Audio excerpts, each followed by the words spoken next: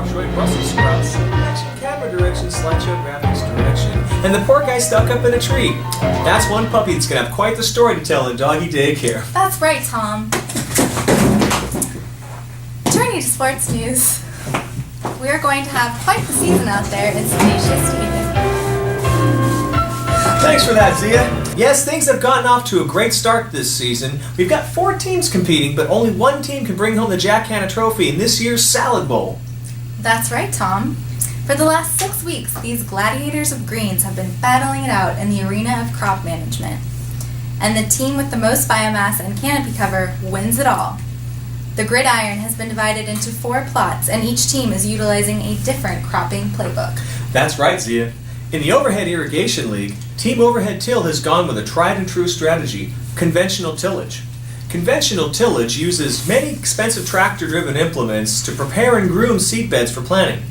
And Team Overhead Strip is going an experimental route. They're using a strip till system that has never been used in this competition before.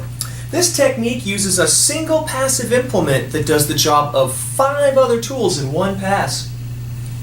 I wonder if that's going to give them an unfair advantage, Tom. Also in the running, we've got Team Drip Till and Team Drip Strip. These guys are in the Drip Irrigation League, whose rules stipulate using surface mount irrigation that uses precisely targeted and metered water. We all know that drip irrigation can lead to better distribution uniformity, which could really help them out this season. And you know, Tom, the Overhead Irrigation League has adopted a new rule this year. What's that? Well, there's been an implementation of an experimental rolling overhead irrigator.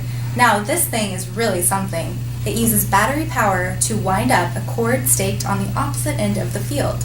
Now, as the cord winds up, it turns the wheels, which pulls the irrigator across. Whew! That's a risky strategy there, Zia.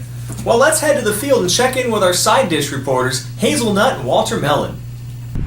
Thanks, Tom and Z. As you know, in week 2, the fields were planted with a precision seeder. But in a controversial move, the Commissioner Mitchell required that 6 bags to be seeded by hand this year. With 2 different devices designed by Li Hongwei, it remains to be seen whether this will improve or harm the performance of the team this year. Can you tell us what the differences are? Sure, Tom. Well, as you know, with the precision seeder, seeds are fed from a hopper and then fell into a slot on the seed plate. A vacuum holds the seeds fast to the plate until it rotates to the button of the planter, where the vacuum is interrupted and the seeds drops out into a waiting devote. The method is highly accurate, and all seeds were shown at 1.5 inches depth and 3 inches apart. Now, the lead seeders were designed for a developing country, and it is totally up to the users to determine the spacing and depths. And an unconscious player could have a highly variable bed. We have been getting reports that the hand seeders were not equipped to handle small seeds like spinach. And as you can see, some of the beds are having cluster of underdeveloped plants. I'm sure the coaches aren't happy about that. Well, they said that the principle is sound, but it may work better on a crop with a larger seed. Okay, thanks for that report, Hazel. And let's check in with Walter Mellon, who's been following data collection on the team's fields. Thanks, Zay and Tom. I'm standing here with Betty Vulgaris, coach for Team Overhead Strip. Betty, I hear there have been some issues with the new sprinkler system. Well, you know, we're supposed to be monitoring the amount of water into the sprinklers, but, you know, we put on 2 different flow meters and, well, you know, they were just not working for us this year. That's gonna hurt us for sure. Uh-oh. Uh-huh. And what about the sprinkler rig itself? Well, that's another story. See, the rig was supposed to run the stubble, you know, but the bed spacing and the wheel spacing didn't match up. So the wheels ran all over some of our beds. And also, you know, since we're sharing the rig with Team Overhead Till, their furrows need to match up with our stubble rows. So they don't either. Could be a costly alliance, Coach. Thanks.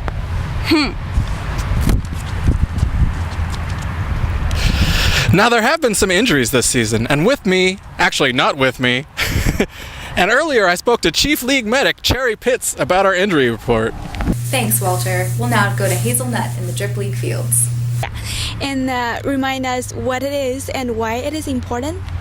Alright, so the ET is just a total water leaving your soil, and as your plants grow, your ET rises as well. So you can use the estimate of your cover to, adjust a reference ET from a local station or from an ET meter you have on your field.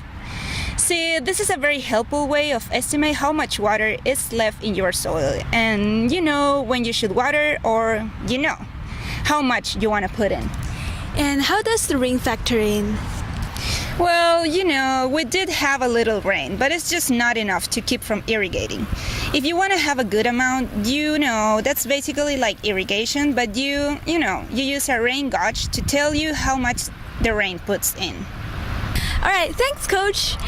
Tom and Z, here you have it from the field. Back to you. These teams have been through a lot this season, but with the bye weeks, they're resting up for the final battle. That's right, Zia.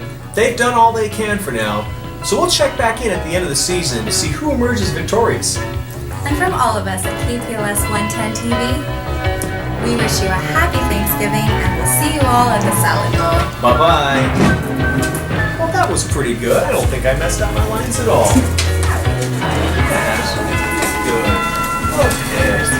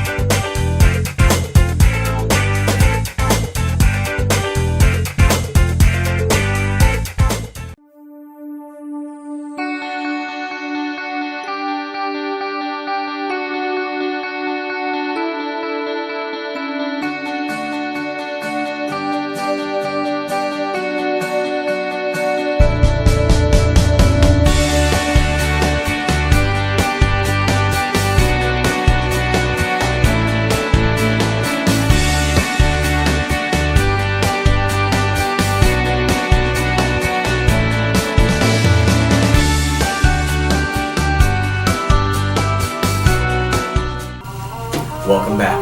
Wow, what a season, Zia! With all of these teams have been through, it's a wonder any of them emerged victorious.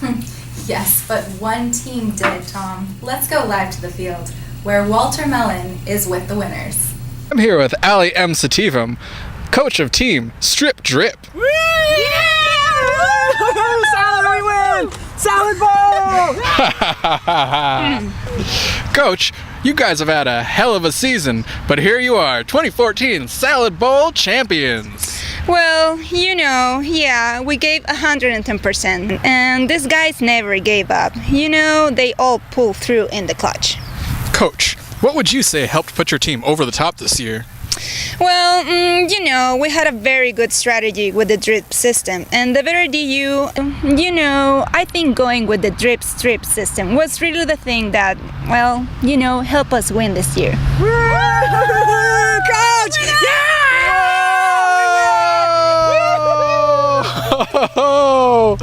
And there you have it, 2014 Salad Bowl champions, reporting to you live from Davis, California. Are we out? Wow, what a Cinderella story. That's right, Zia. And to think I had all my money on Team Overhead Till.